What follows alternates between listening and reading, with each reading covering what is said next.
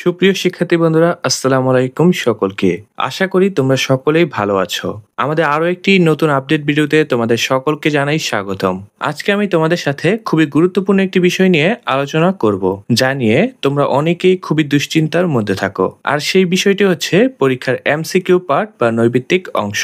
পরীক্ষার নৈবিত্তিক অংশ মানে খুবই টেনশনের বিষয়। আর নৈবিত্তিক অংশ নিয়ে যে প্রশ্নগুলো তোমাদের থেকে আমরা সবচেয়ে বেশি পেয়ে থাকি তা হলো, যদি কমন না পড়ে তাহলে কি হবে? কমন না পড়লে আসলে কি সঠিক উত্তর দেওয়া সম্ভব? নির্ধারিত সময়ের মধ্যে কিভাবে এমসিকিউ পার্ট সম্পূর্ণ করা যাবে? শতভাগ নৈবিত্তিক সঠিক করতে করণীয় কি? তো আমাদের আজকের এই ভিডিওতে আমি তোমাদের এই সকল প্রশ্নের সঠিক এবং গোছানো সমাধান দেওয়ার চেষ্টা করব, যার ফলে পরীক্ষার হলে নৈবিত্তিক অংশ নিয়ে তোমাদের মনে আর কোনো ধরনের ভয়ের সৃষ্টি হবে না। তো চলো কথা না বাড়িয়ে আমাদের আজকের ভিডিওর মূল আলোচনা পর্ব শুরু করা যাক। যদি তোমরা আমাদের চ্যানেলে নতুন হয়ে থাকো তবে অবশ্যই আমাদের চ্যানেলটি সাবস্ক্রাইব করে বেল আইকনে একটি ক্লিক করে দিবে।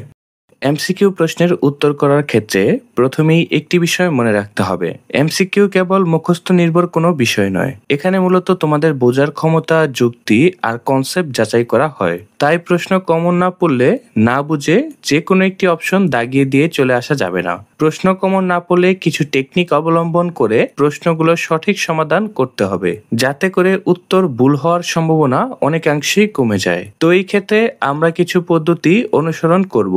চলো পদ্ধতিগুলো সম্পর্কে আমরা ধাপে ধাপে জেনে নিই। প্রথমত, পরীক্ষার হলে প্রশ্ন পাওয়ার পরপরই তোমাদের করণীয় হবে খুবই দ্রুততার সাথে সম্পূর্ণ এমসিকিউ প্রশ্নটি ভালোভাবে একবার পড়ে নেওয়া, এবং এই পড়ার মাঝে তোমার যেই সকল প্রশ্নগুলোর উত্তর জানা রয়েছে তা ছোট্ট করে পেন্সিলের সাহায্যে চিহ্নিত করে নেওয়া, যাতে করে তুমি যে সকল প্রশ্নগুলোর উত্তর সম্পর্কে জানো তা প্রথমেই বৃত্ত ভরাট করে নিতে পারো। অনেক সময় দেখা যায় প্রথম থেকে কমন না পড়া প্রশ্নগুলো নিয়ে চিন্তা করতে থাকলে যে প্রশ্নের উত্তরগুলো জানা রয়েছে তাও বাদ পড়ার সম্ভাবনা থাকে। তাই প্রথমে প্রশ্নটি ভালোভাবে পড়ে যে প্রশ্নগুলোর উত্তর জানো তা বৃত্ত ভরাট করে নিতে হবে, এবং এই ক্ষেত্রে তুমি সময় পাবে মাত্র 10 মিনিট। কারণ তুমি প্রশ্ন পড়তে অধিক সময় ব্যয় করে ফেললে পরবর্তীতে তোমার হাতে সময় থাকবে না। তো প্রশ্ন পড়ার পর তোমার যে প্রশ্নের উত্তরগুলো কমন পেয়েছো তা প্রথমে উত্তরপত্রে বৃত্ত ভরাট করে নাও, এবং প্রশ্নের কর্নারে ছোট্ট করে একটি ক্রস চিহ্ন দিয়ে দাও, যাতে পরবর্তীতে প্রশ্ন দেখলে তুমি বুঝতে পারো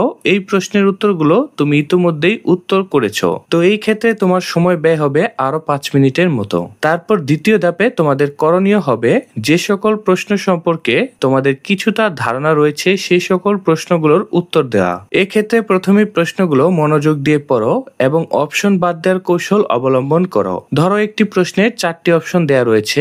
যদি তুমি নিশ্চিতভাবে জানো যে দুটো অপশন ভুল, এক্ষেত্রে তুমি যে দুটো অপশন ভুল রয়েছে তা বাদ দিয়ে দাও। এক্ষেত্রে বাকি দুটো অপশনের মধ্যে সঠিক উত্তরটি অনুমান করার চান্স 50% বেড়ে যাবে। তো দুটি অপশন বাদ দেওয়ার পর বাকি দুটো অপশন থেকে কিওয়ার্ড খুঁজে বের করার চেষ্টা করো, এবং অপশন দুটি মিলিয়ে দেখো কোন অপশন সবচেয়ে মানানসই। এই ক্ষেত্রে নিজস্ব যুক্তি ব্যবহার করো। যা যুক্তিসঙ্গত নয় সেই অপশন কখনোই উত্তর হবে না, কারণ পরীক্ষকগণ সবসময় যুক্তি মেনে প্রশ্নের অপশন তৈরি করে থাকেন। তো যুক্তি দিয়ে যে কোনো একটি অপশন বাছাই করো এবং তা উত্তরপত্রে বৃত্ত ভরাট করো। তারপর তৃতীয় ধাপে তোমার করণীয় হবে, যদি কোনো প্রশ্নের উত্তর তোমার একেবারে কমন না পড়ে, অর্থাৎ প্রশ্নটি সম্পর্কে তোমার কোনো ধারণা না থাকে, সেক্ষেত্রে অনুমানের উপর নির্ভর করে তোমার সঠিক উত্তরটি নির্বাচন করতে হবে। তো এক্ষেত্রে যখন দেখবে একেবারেই কিছু মনে পড়ছে না, তখন অনুমান করতে হবে, তবে সেই অনুমানটি অবশ্যই হতে হবে বাস্তবসম্মত। এক্ষেত্রে প্রথমে অবাস্তব অপশনগুলো বাদ দাও, অর্থাৎ যে অপশনগুলো প্রশ্নের সাথে কোনো সম্পর্ক নেই সেই অপশনগুলো তুমি পেন্সিলের সাহায্যে ক্রস দিয়ে বাদ দিয়ে নাও। তারপর প্রশ্নের সাথে সবচেয়ে ঘনিষ্ঠ বা উত্তর যা রয়েছে তা বেছে নাও, অর্থাৎ তোমার প্রশ্নের সাথে যে উত্তরটি মনে হচ্ছে তোমার যে এটি মানানসই বা এটির সাথে কোনো সম্পর্ক থাকতে পারে সেই অপশনটি তুমি বাছাই করো।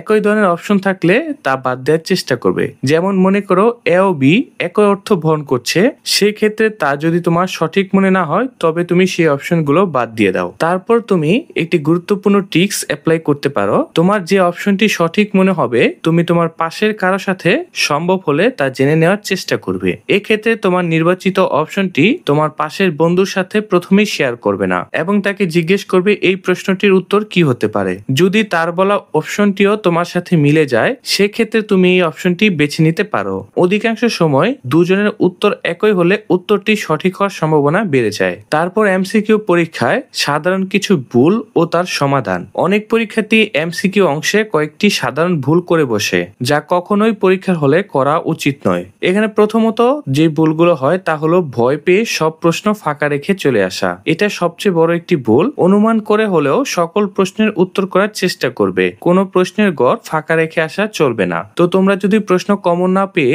ভয়ে কোনো প্রশ্ন না দাগিয়ে চলে আসো তাহলে কিন্তু এটি ভুল হবে, কারণ প্রশ্ন উত্তরই যদি তুমি না করো তাহলে সেখান থেকে সঠিক হওয়ার সম্ভাবনা একেবারেই থাকবে না। তাই তোমরা অনুমান করে হলেও সেই প্রশ্নগুলোর উত্তর করার চেষ্টা করবে। তারপর অতিরিক্ত আত্মবিশ্বাস। অনেকেই দেখা যায় সম্পূর্ণ প্রশ্নটি কমন পড়েছে ভেবে প্রশ্নটি না পড়ে উত্তর করে চলে আসে, কিন্তু আদতে ওই প্রশ্নের উত্তর তা হবে না। তাই পরীক্ষায় প্রশ্নের উত্তর করার ক্ষেত্রে অবশ্যই প্রশ্নটি ভালোভাবে পড়ে তারপর উত্তর করার চেষ্টা করবে। তারপর আরো একটি ভুল হলো একই উত্তর বেশিবার আসলে সন্দেহ করা। অনেকেই রয়েছে পরীক্ষার হলে একই প্রশ্নের উত্তর অর্থাৎ সিরিয়াল অনুযায়ী যদি অপশন এ বা বি চলে আসে অনেকেই ভয় পায় যে আসলে কি প্রশ্নের উত্তরগুলো সঠিক হচ্ছে কিনা। আসলে পরীক্ষার পরপর 2-3 বার একই অপশন আসতেই পারে, এতে সন্দেহ করার কোনো দরকার নেই। তোমার প্রশ্নগুলোর যেটা উত্তর সঠিক মনে হবে তা তুমি দাগ দিয়ে যাও। এক্ষেত্রে পরপর একই উত্তর আসলেও কোনো সমস্যা নেই। আর সমাধান করার ক্ষেত্রে অবশ্যই আত্মবিশ্বাস ও যুক্তি ব্যবহার করো। তারপর আরো একটি টিপস হলো তোমরা এমসিকিউ ক্ষেত্রে ভালো করার জন্য অবশ্যই মানসিক ও কৌশলগত প্রস্তুতি নিবে। এমসিকিউ অংশে ভালো করার জন্য মানসিক প্রস্তুতি কিন্তু খুবই জরুরি। এক্ষেত্রে তোমরা পরীক্ষা বসার পূর্ব থেকেই বেশি বেশি করে মডেল টেস্ট পরীক্ষা দেওয়ার চেষ্টা করবে। দেখবে তোমরা গাইড বা সহায়ক বইয়ের শেষে বিভিন্ন মডেল কোয়েশ্চন থাকে, তোমরা সেই মডেল কোয়েশ্চন গুলো না দেখে উত্তর করার চেষ্টা করবে এবং নতুন প্রশ্ন দেখলে কখনোই ভয় পেয়ে যাবে না, বরং এটাকে চ্যালেঞ্জ হিসেবে নিবে এবং যুক্তি সহকারে প্রশ্নটির উত্তর করার চেষ্টা করবে। আর সময় ম্যানেজমেন্ট এমসিকিউর ক্ষেত্রে খুবই জরুরি।